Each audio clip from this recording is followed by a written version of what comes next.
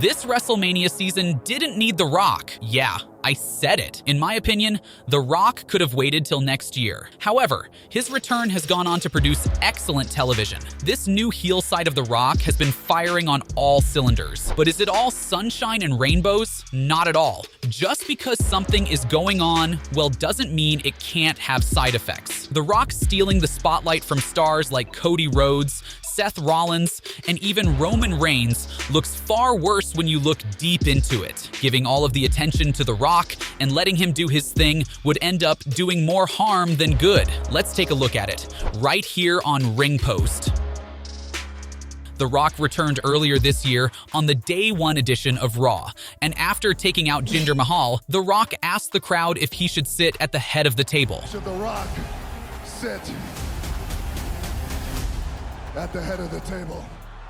Unless you have been living under a rock, pun intended. The Rock was referring to Roman Reigns. The fans were excited, but deep down they realized that Cody's story would have been delayed in the process, and nobody wanted that. Ever since last year, Cody has built himself as the next face of the company, and he is ready to embody it. The Rock was just being a major interference in Cody's journey to finishing the story. On top of that, The Rock was announced as one of the board members of TKO. Many, including myself, wondered if the Great One would use his political influence to enter the Men's Royal Rumble match and win the whole thing. However, Cody ended up winning the Men's Royal Rumble match for the second year in a row, something only a handful of elite wrestlers in the past have accomplished. Things were looking bright for Cody, until that episode of SmackDown where Cody just basically handed his main event of WrestleMania to The Rock on a silver platter. That made no sense whatsoever. The Rock basically inserted himself in the main event scene, and Cody looked like an absolute bitch. The fans blasted the face-off between Reigns and The Rock online to the point where the company had to pivot. There's everybody's favorite word. At the WrestleMania XL kickoff event, Cody changed his mind and took back his main event spot from The Rock. I choose you, Roman Reigns. The Great One slapped the hell out of the American Nightmare, turning heel in the process.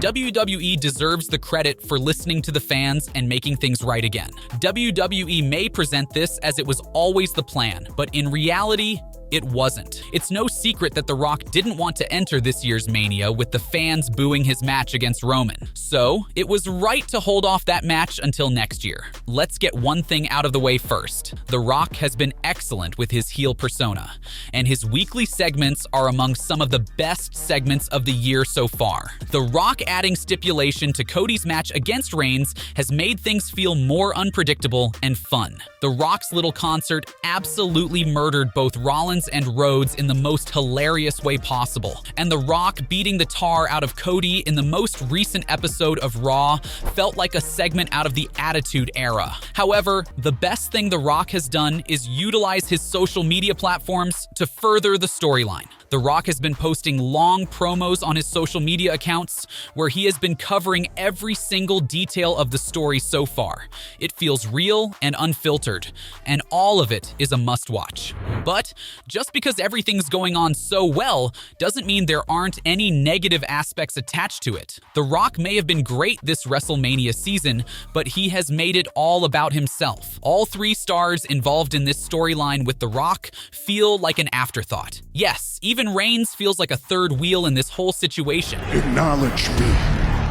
The Rock is doing all of the work himself, and it has made the rest look extremely inferior. The few times all four men have been in the ring together, Reigns, Rollins, and Rhodes weren't given much time to cut a promo, and it was clear as day that The Rock wasn't going to let any of those men upstage him on the mic. Whether you want to admit this or not, The Rock's ego has overtaken this WrestleMania season. He wants to take all of the spotlight and make sure he comes out looking bigger than ever. That has always been the main thing about Dwayne Johnson. The Rock has also not shied away from using his position as one of the board members of TKO to do stuff that normally a performer isn't allowed to.